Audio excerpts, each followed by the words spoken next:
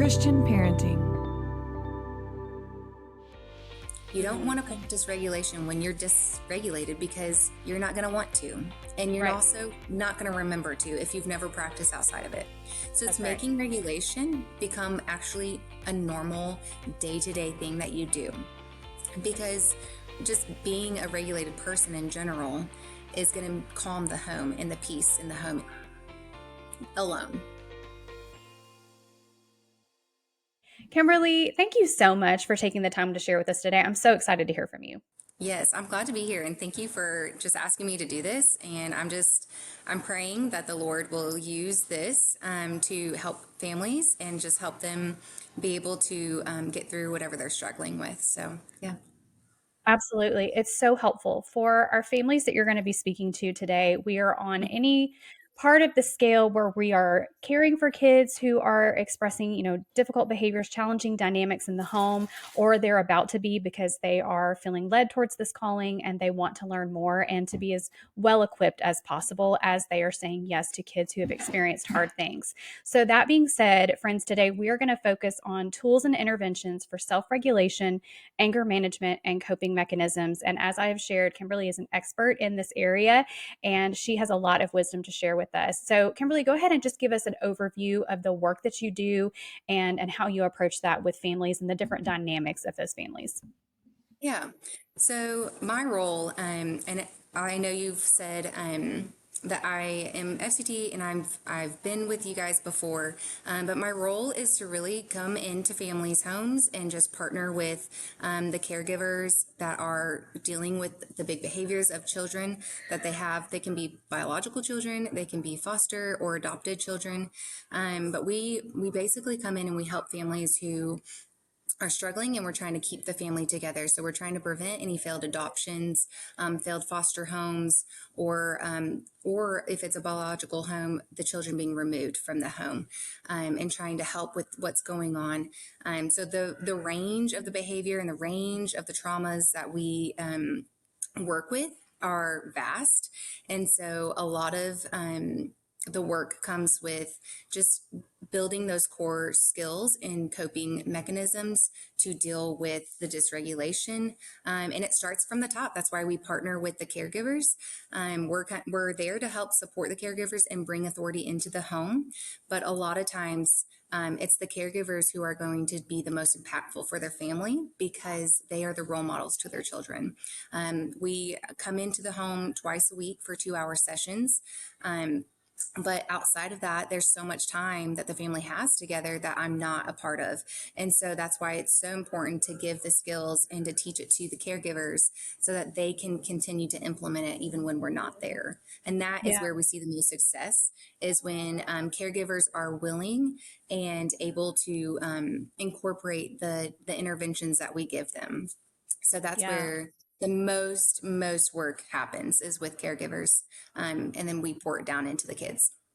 I love that. And I want to start there because I think it's so important for foster and adoptive families, especially a lot, through our training, we're trying to focus on being trauma informed. And sometimes I think healthy authority can get lost in the midst of all of that, right? These are children that we are trying to establish trust and connection with. And sometimes we would equate authority with discipline that would cause disconnection or, tools and interventions that might hinder that connection. And we're so focused on connection that we are lacking sometimes. And I can raise my hand. That's been in my experience as well. So speak to that a little bit more for us, just as far as what a display of healthy authority is in these dynamics with dysregulated children and how we need to be confident in that as caregivers.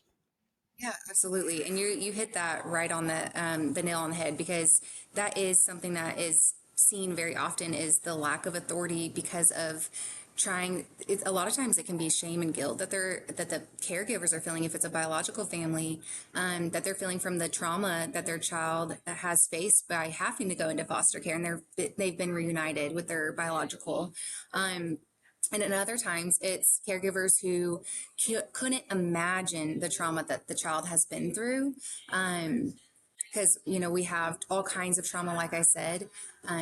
And so sometimes the more difficult trauma, there seems to be a little bit more of a relaxed parenting style because they don't want to upset the child, or they want to help the child just have the best life possible. But sometimes that looks like giving them structure and boundaries, but they see that as more mean or harsh. And even the child can take that in that like mean or harsh way, because they don't like the structure and boundaries at first. But then they do grow to see that it's helpful for them, and they actually find comfort and safety in those structures and those boundaries that the parents establish. Yeah, I think that's really important, and it's not a introduce it one and done, and then the child's like, "Oh, this is Right. beneficial for me." There's a Right. resilience component, especially with the big reactions, the big feelings that come with the implementation of these strategies. Talk about the importance of resilience in that for a moment, Kimberly. Yeah. So, I mean, children are very resilient, and a lot of times it's going to take reputation, like you said, like it's not a one and done. Um, but because they are resilient, and as long as we can remain consistent with them, then they can bounce back from a lot of things. I mean, we have seen lots of progress with children who were deemed basically unable to be around anyone in society, in schools, just to harm. But now we see them, they're able to actually go to the library, and they're able to play with children at the park, and they're not that threat that they started out as. And so resilience, I mean, it depends on the family and the child, but you, with consistency in that love and the structure and boundaries, that's really where it comes down to, is structure and boundaries. In that parenting and establishing that authority in a loving way. And boundaries can be loving, and it can be presented in a loving way. But with those in place and the consistency of it, children, I mean, they're very resilient, and so they can come back from even the things that seem impossible. So even caregivers who think this child is impossible, we cannot continue, we cannot move forward. What started, I've had families start where the goal was residential, finding residential care for the child. And the goal has shifted and changed to, how are we going to get through this together? How are we going to work together as a team?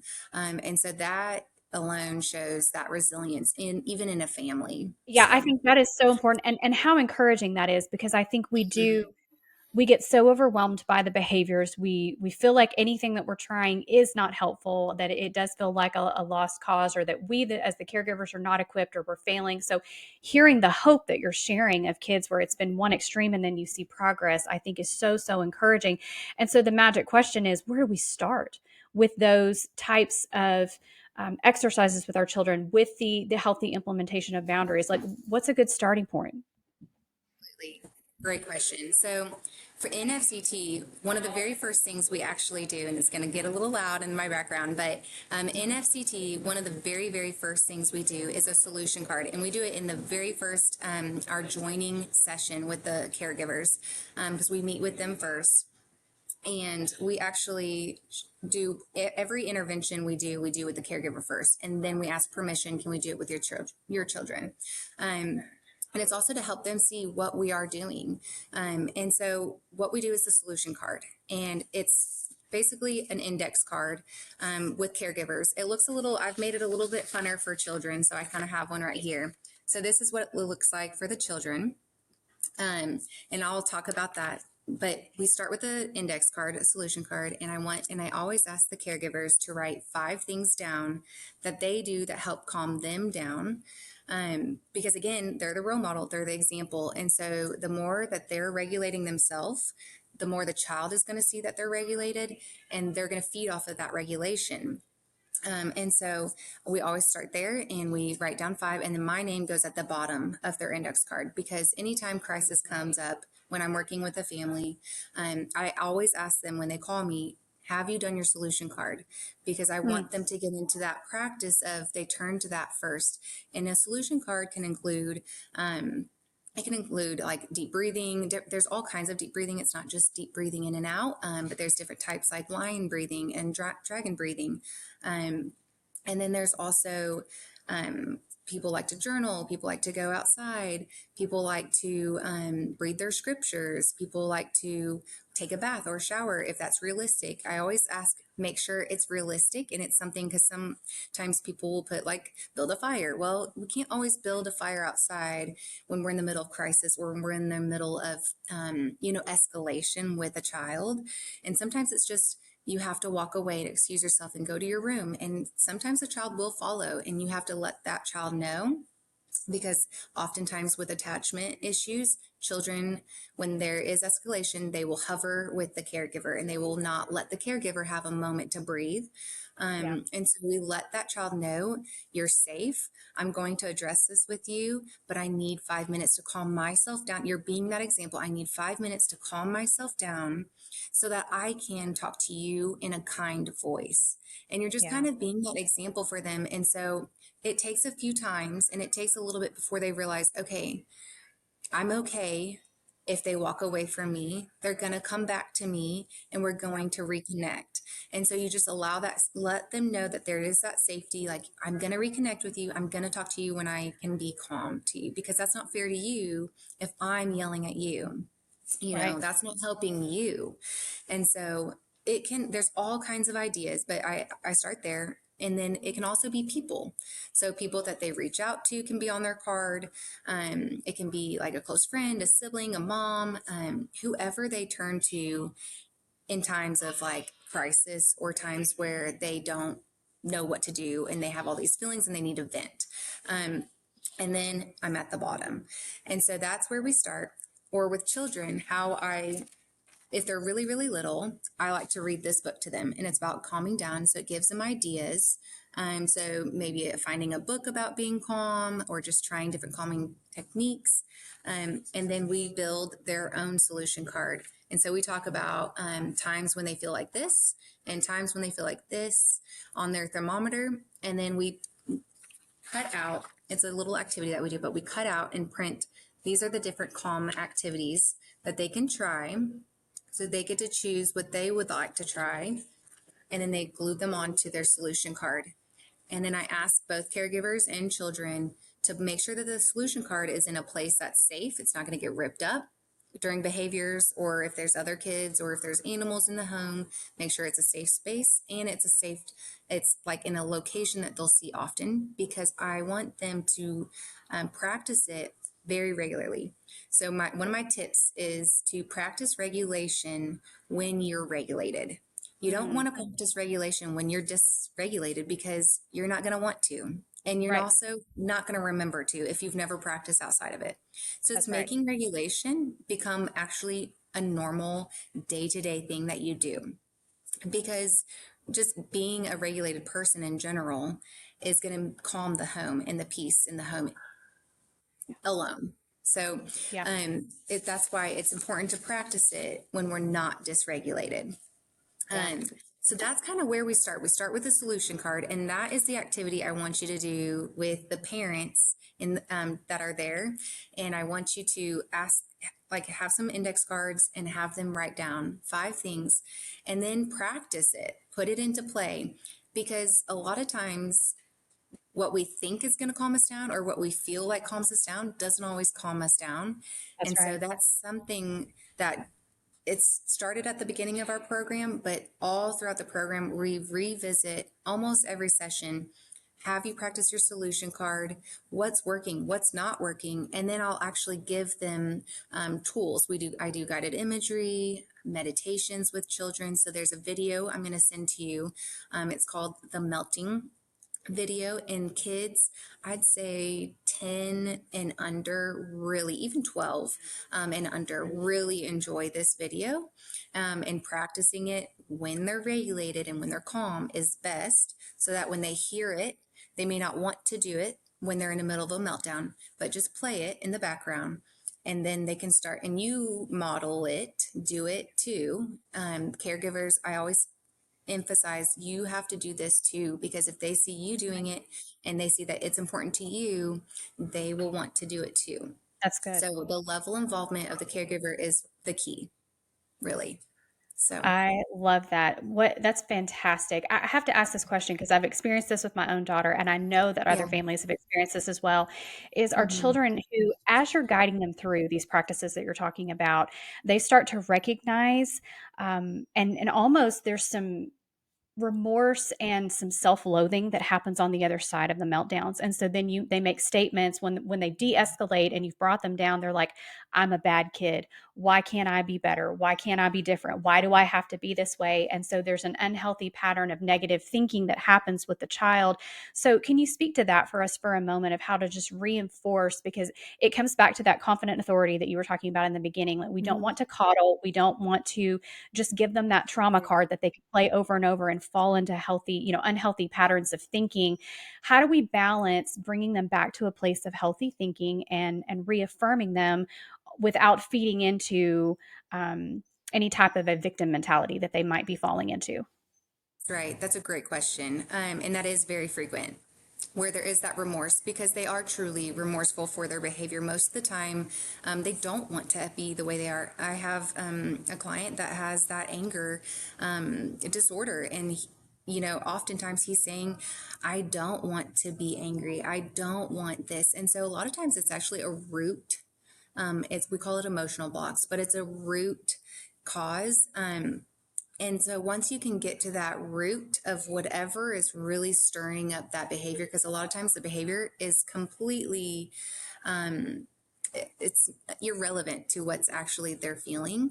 And so finding that root helps. But let me give you a better suggestion for like when it comes to like caregivers being able to address it, because I know that that's hard to have a caregiver try to address an emotional block because it's not easy even for like FCT practitioners either to be able to identify it and then help them get to that place. It's not an easy process. And so something that's a little easier for a caregiver to be able to implement is I call it the three C's. So there's calm, connect, and correct. And so you first focus on calming when they are escalated in their behaviors, because children are going to have behaviors. That's kind of their form of language. It's inevitable. We can't expect perfect children who are not going to ever, especially children who have been through trauma. They're going to have that behavior and that outburst. It's kind of just their way of coping, but but until they have the right words, but the first is to calm. So I always try to say as minimal words as possible that a caregiver can give, but just creating that calm. Sometimes it's just a calm hand on the back. Sometimes it's just like some, depending on the child, some like touch, some don't, but you can just hug them and hold them while they're having their outburst and crying. Obviously, if it's flailing and they're going to hurt, you or the caregiver, depending on, just reading that, assessing that basically, is it safe to touch and provide that? But otherwise, find the calm, then find the connection.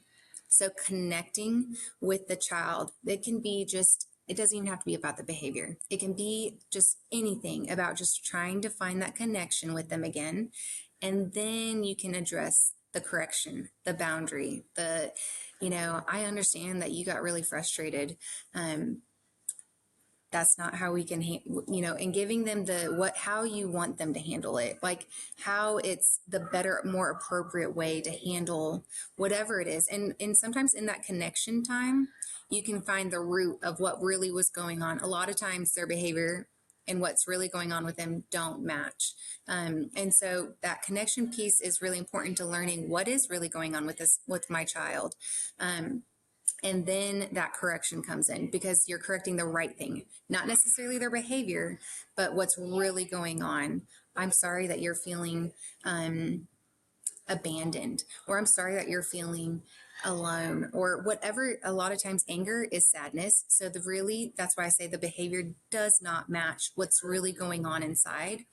So finding that and then correcting that you can feel this way, but let's find more appropriate ways to handle that, or give them the words to be able to express that to you, because they don't have the words a lot of times. So the three C's.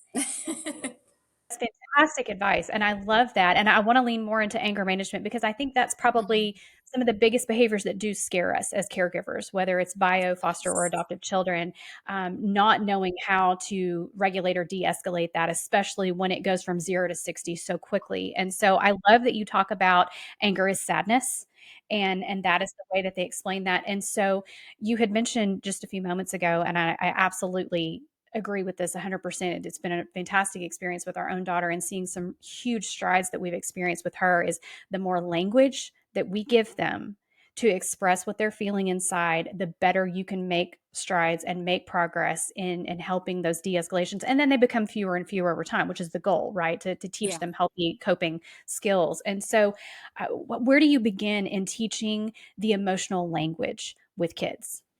Yeah. And so I do want to touch on that. You talked about that anger piece and that being kind of the scariest piece. Yeah, And in my work, I have been up, I'm in the home. So I see the good, bad, and ugly. I see the vulnerable, kind of the behind the door scenes that most therapists don't get to see. right. Um, and so I do see those big explosions and that scarier behavior. But they're scared too. Even in that anger, they are scared too. Right. And so, how I've helped clients who are in that anger and rage and destruction mode, which can be scary for caregivers, is giving them a lot of caregivers be like, "Don't do that. You can't do this. No, And so that's why I say minimal words Yeah, during that calming part, because good. you're calming the anger and you want to tell them what they can do. I see that you're angry right now. Would you like to go punch a pillow?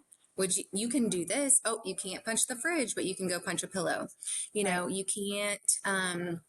You can't throw that, but you can, and give them what they can do. That's That's within good. your boundaries. That you're okay with, because they do have behaviors that they need to get out. They have that feeling that they need to get out, but helping them in the moment when they're angry of what they can do that is appropriate, that actually will help you de-escalate them even quicker. So sometimes the solution card is too hard for them to do if they have not practiced it, so so before it becomes a more regular thing for them and they're dealing with that anger, giving them those options of, I see you're really angry right now.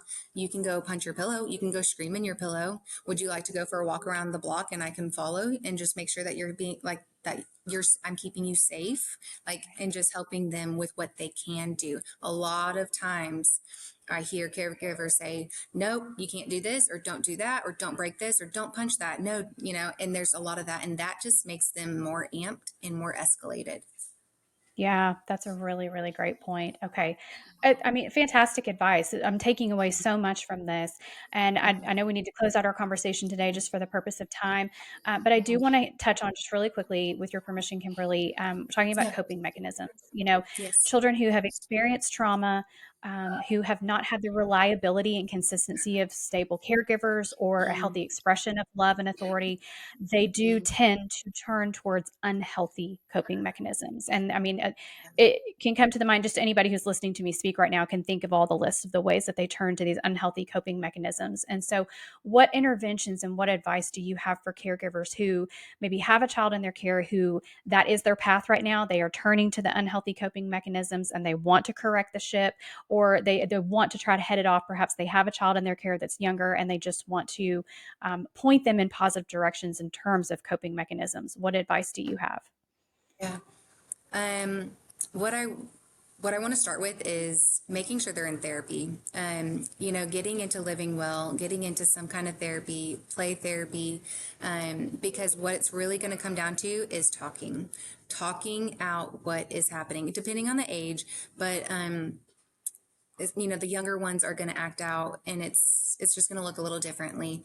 But for the ones who can, express themselves, at least their emotion, and especially adolescents, um, the coping is really going to come down to a lot and lot and lot of conversations about what their behavior is and what they're doing, and getting to that emotional block. Because, I kind of mentioned emotional block earlier. Um, they are going to have a hard time choosing other coping mechanisms if they don't understand where it's coming from, where Right. all of this is coming from. So I know that's hard. It's hard. It's hard because there's so many interventions that we do about coping mechanisms, and they're really deep and they're really in detail. And so that's why I mentioned just making sure they're in therapy. But as a caregiver, what you can do is just trying to have that open communication conversations. A lot of times, it's uncomfortable for caregivers to talk about the inappropriate, especially if they're teenagers and it's sexual Right. behaviors. Right. Caregivers have a really hard time addressing it and talking about that. Sometimes it's drugs. Sometimes it's, like you said, the list is endless of the kind of coping mechanisms that can happen, cutting, all kinds of stuff.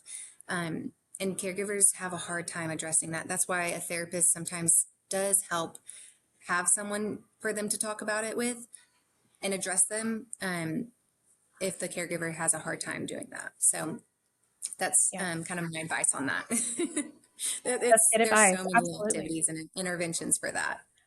Well, and I think yeah, to your point, I think what you're getting at is that we don't have to do this alone as caregivers. There is a That's right. wealth of resources available through professionals like yourself and mental Yeah. health professionals, support through the church. Like we team together to do this, and I think as Right. especially I'll speak for foster and adoptive parents, and Hmm. sometimes well-meaning people will come across with this mindset of, well, you asked for this, you decided to take Hmm. this on, so this you do you, this is your thing.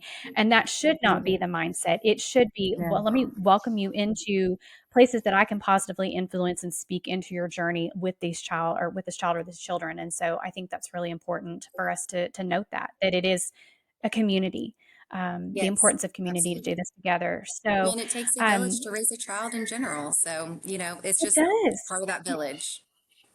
That's exactly right, and I think that's such an Hmm. important point. Kim, I wanna ask one more question of you, Yeah. and that is just to leave us with a word of encouragement for the families that are sitting here listening right now, and they're tired, and they feel like they're Mm. just hitting one wall after another, and maybe what they're trying is not working. Speak to it just from the professional side of things. I know you touched on resilience a moment ago, but just a word of encouragement for them and maybe the progress and the hope that you have seen in implementing these practices. Yeah. Well, a big part of FCT is we try to bring the hope to families. And so I'll just leave you on, you guys are doing a good job. You are doing the hard work, but it's good work.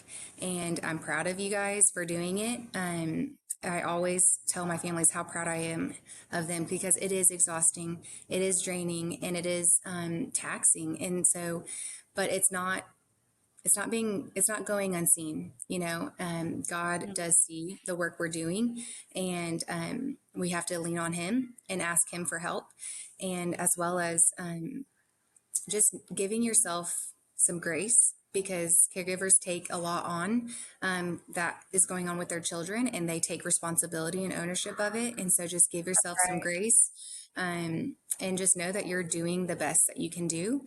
And Yeah. sometimes helping is getting outside help, and sometimes helping is just allowing others in to what's going on, into the messy and the vulnerability. So yeah, and I'm Yeah. that's kind of it. That's how we leave it. We bring the hope. We're hope bringers. So I love that. Well, I'm so grateful for your time today, Kim, and just your willingness to speak into all of this. Your expertise speak for themselves, and there's so much more we can learn thank from you, you. but this has been a great place Yes. for us to start, and Yes. I'm just grateful for the work that you do. Thank you so much. Thank you. Thank you so much for listening to Called to Love today.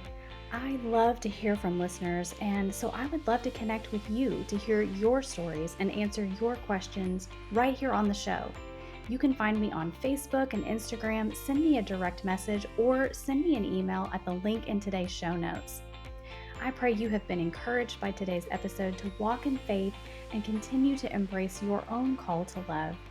Until next time, blessings, sweet friends.